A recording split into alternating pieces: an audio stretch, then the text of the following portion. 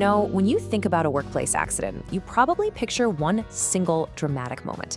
But the real story? It's almost never that simple. Today, we're going to dig into what's really going on behind the scenes. So, what's the true cause then? If it's not just one person's mistake, what is it? Well, the thing is, most accidents are just the final piece of the puzzle.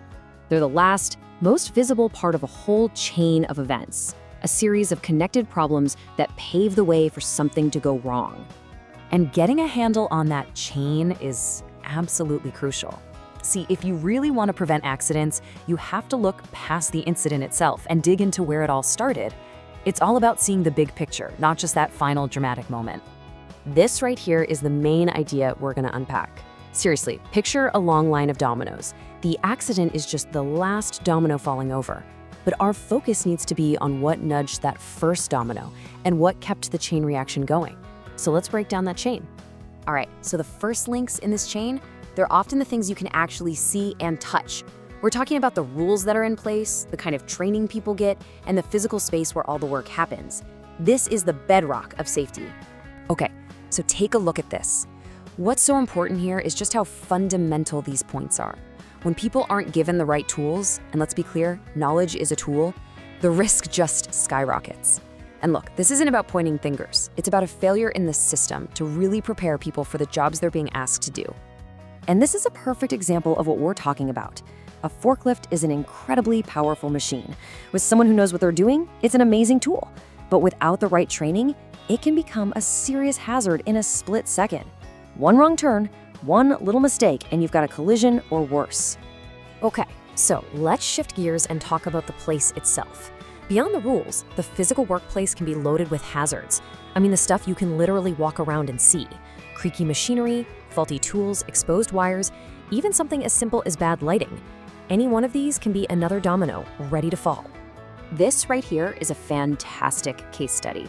On the surface, a conveyor belt breaking down just seems like a mechanical problem, right? But when investigators dug deeper, the root cause wasn't the machine at all. It was an organizational issue. They were short-staffed, so maintenance got skipped, which led to the belt fairing, which led to people getting hurt. You see how it all connects? It's a chain reaction. All right, now this brings us to something really, really important, the human factor. It is so easy to just slap the label human error on an incident and move on, but that phrase can be so misleading. More often than not, a person's mistake is usually just a symptom of a much deeper problem, not the actual root cause. I mean, think about it. We're talking about things like being exhausted, under a ton of stress, or even having an undiagnosed medical issue that can mess with your judgment. So when you see someone having a lack of attention, you've got to ask, why? Were they distracted because they'd been working double shifts all week? That context changes everything. And this quote just hits the nail on the head. Fatigue is a serious and dangerous condition in any workplace. It messes with your reflexes, clouds your thinking, and just makes mistakes way more likely. So that error someone made, well, it might actually be the result of a scheduling problem that left that person completely exhausted. So when an accident finally does happen, what's the real cost? Well, it's almost always way more than you think. It's kind of like an iceberg, right? The part you see sticking out of the water is tiny compared to the massive chunk that's lurking underneath the surface. And this chart just lays it all out, plain and simple. On one side, you've got the insured costs, the obvious stuff like medical bills. But on the other side, that's the hidden part of the iceberg. We're talking lost productivity, damaged equipment, hiring and training new people. And trust me, these uninsured costs can be absolutely massive, often way bigger than the initial expenses. So how do companies even measure this stuff? Well, they use metrics like the lost workday case, or LWDC for short. It's basically a formal way of tracking any injury that's bad enough to keep a person from doing their normal job the very next day. It's a really key number for understanding just how serious these incidents are. Okay, so we've talked about what causes these things and the hidden costs. Now, let's look at some hard data that shows the real human price of all this, and more importantly, points us toward how we can prevent it. And it's really important we just pause for a second here, because we've been talking about systems and factors and costs, but at the end of the day, we're talking about people. And for thousands of people every single year, this isn't just theory, it's a tragedy. Just take a look at this chart. You can see right away which industries are facing the biggest challenges. Construction and transportation and warehousing, they're way up there at the top.